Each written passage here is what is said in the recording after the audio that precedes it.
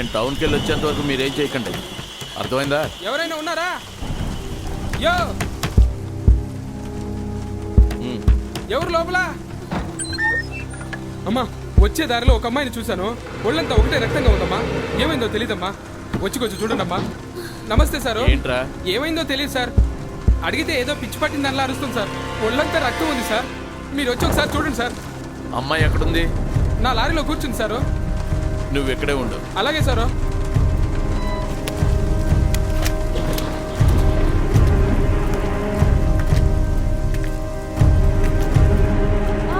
అమ్మా, పాప కనిపించట్లేదమ్మా.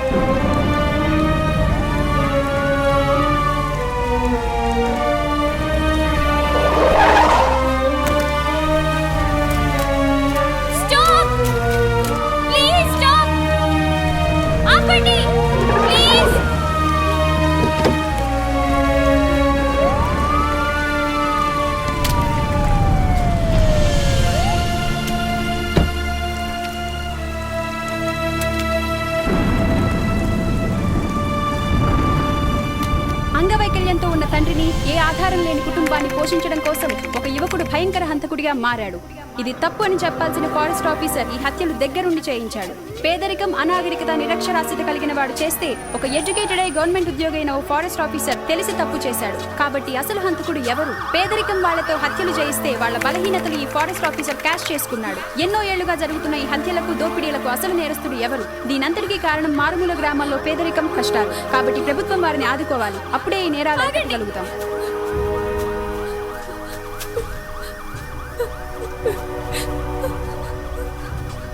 మేడం, 5గురిలో మిగిలింది మీరే అని చెప్తున్నారు. అసలు ఏం జరిగింది? ఇదిగో వీడియో తీయకూడదు. రావయ్యా. అరే చెప్తాను నీ కదా, రావయ్యా.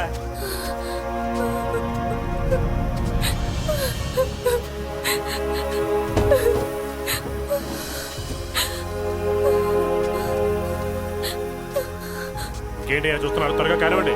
ఎక్కించరా, ఎక్కించు. తొందరగా కానివ్వండి. వాళ్ళంతా ఎవరు? త్వరగా ఇక్కడి నుంచి పంపించు.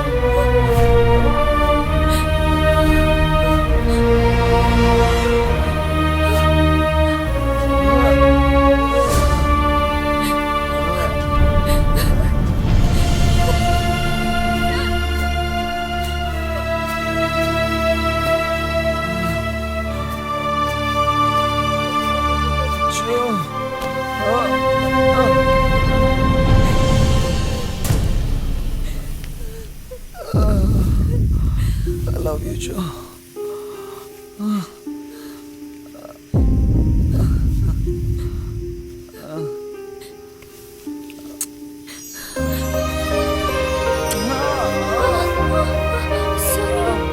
Sorry sorry